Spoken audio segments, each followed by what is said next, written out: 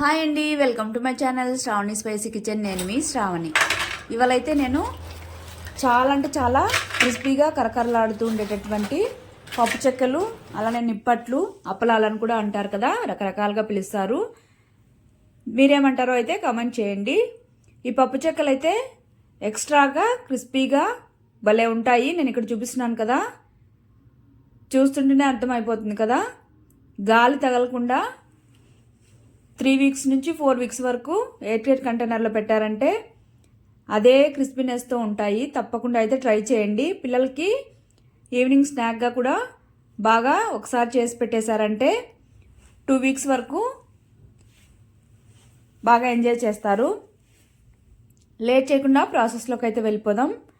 ముందుగా ఒక mixing bowl తీసుకొని 2 కప్స్ బియ్యం పిండి, అలానే 1/2 కప్పు బొంబాయి రవ్వ, 1 స్పూన్ జీలకర్ర, 1/2 స్పూన్ పసుపు, తర్వాత 1.5 స్పూను కారం వేసుకోవాలి. ఇవి కొద్దిగా కారంగా ఉంటేనే బాగుంటాయండి. తర్వాత ఒక 3 టేబుల్ స్పూన్స్ నువ్వులు వేసుకోవాలి. తర్వాత రుచికి తగినంత సాల్ట్ వేసేసుకొని పక్కన పెట్టేసుకోవాలి.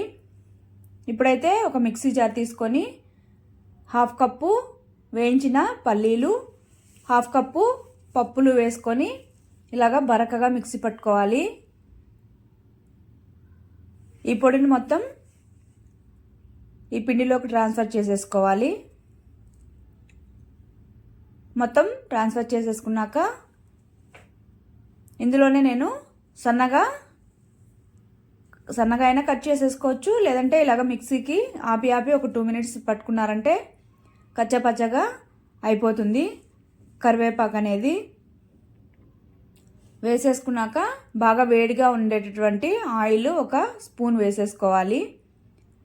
ఇక్కడ ఈ నిప్పట్లకైతే కరివేపాకు ఎంత ఎక్కువ వేసుకుంటే అంత టేస్టీగా ఉంటాయి.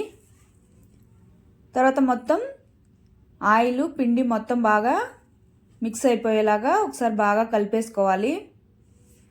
తర్వాత గోరువెచ్చని నీళ్ళు కొద్దిగా వేసుకుంటూ పిండిని అయితే సెమీ సాఫ్ట్గా కలుపుకోవాలి.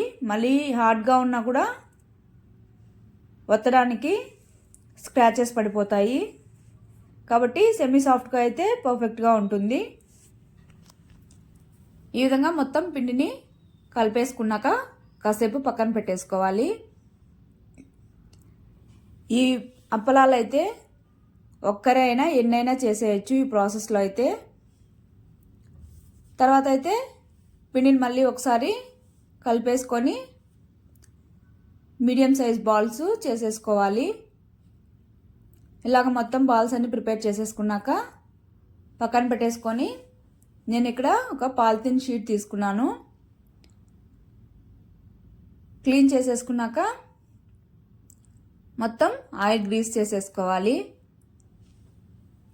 ఇలా ఆయిల్ గ్రీస్ చేసేసుకున్నాక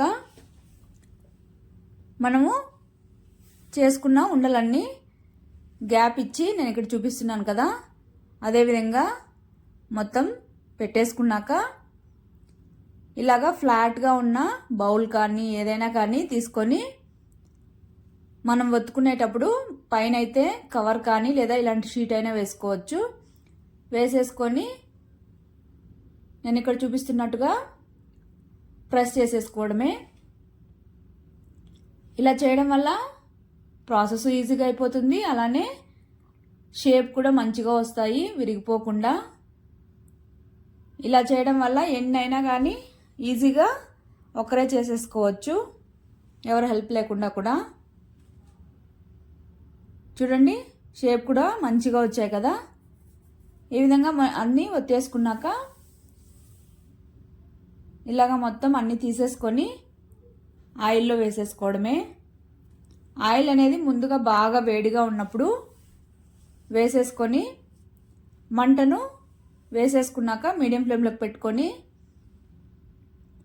బాగా ఎర్రగా అయ్యేంత వరకు మీడియం ఫ్లేమ్లోనే మంటను పెట్టుకొని ఇలాగ 2 సైడ్స్ తిప్పుకొని బాగా ఫ్రై చేసుకోవాలి.